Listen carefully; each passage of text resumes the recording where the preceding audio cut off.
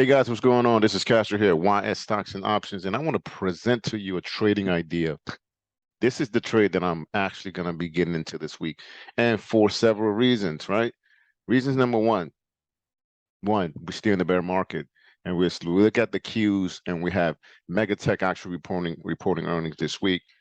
I truly believe that the earnings are going to be more less than lackluster, right? I think they're going to be a little bit disappointing, right?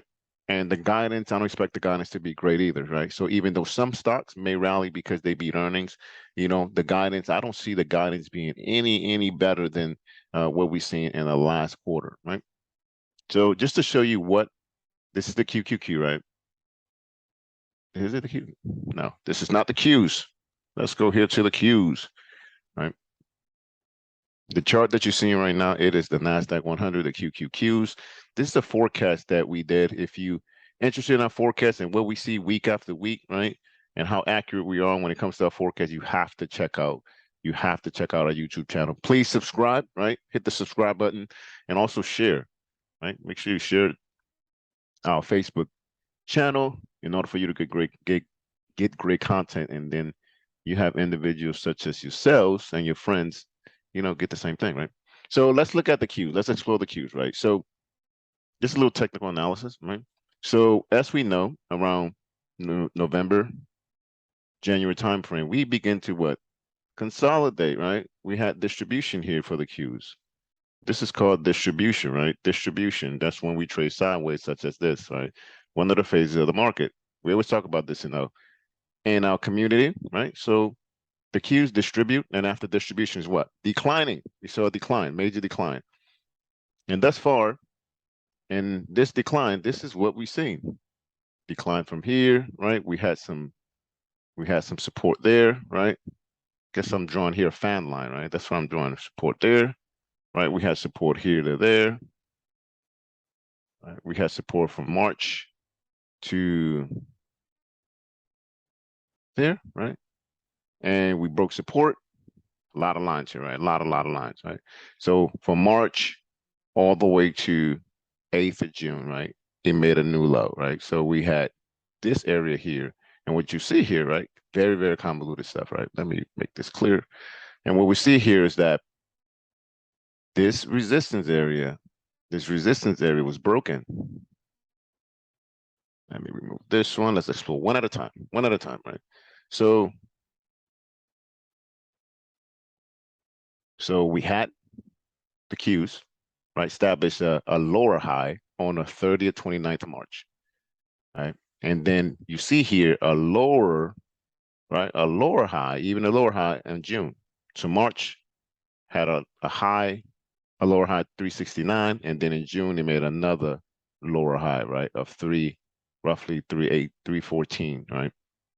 And they made another one here in June, then in June, and they broke out. Boom, they broke out in July.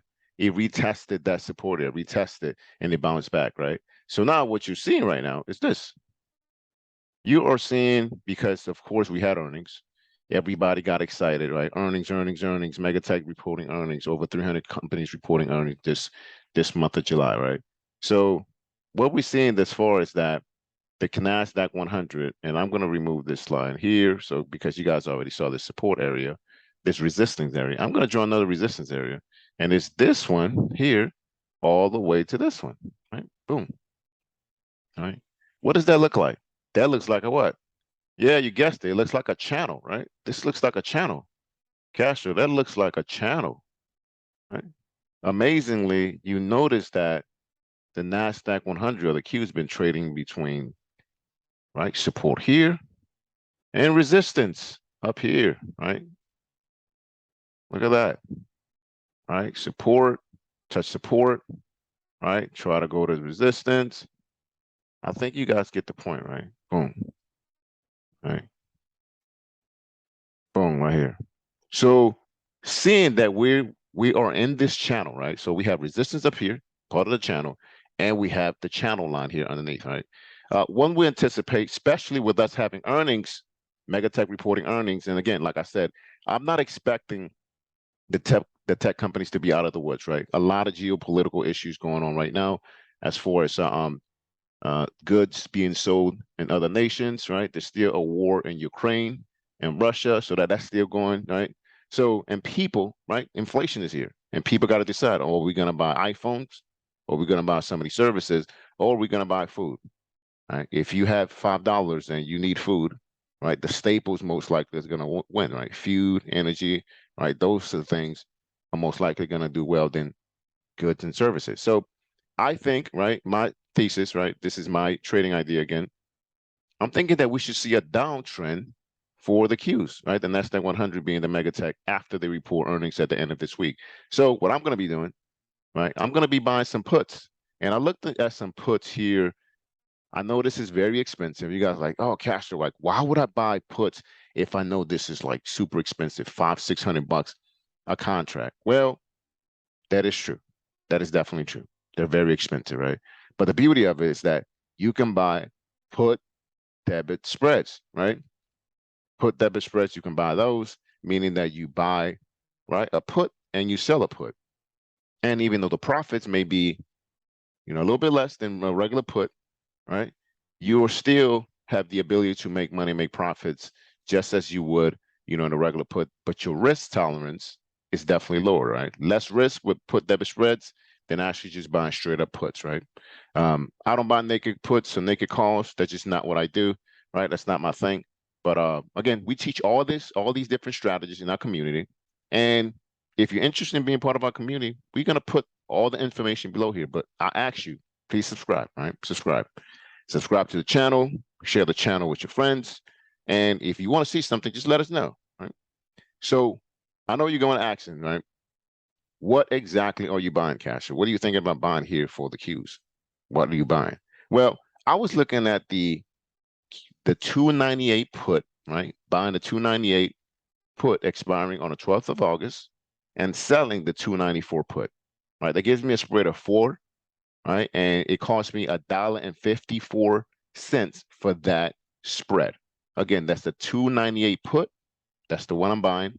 And I'm selling the 294 put, a 4 spread. And if I'm buying it for 154, you can imagine that I can stand to make what profits of 249, right? So that's the beauty of that particular put there. And expires August 12th. So we have some time for it to develop. Again, that's what I'm buying. That's my trading idea. Let me know what you guys think. I will make sure to keep you posted how this trading idea actually pans out, right? Right now, in the pre-market, we have the Qs a little bit rallying up.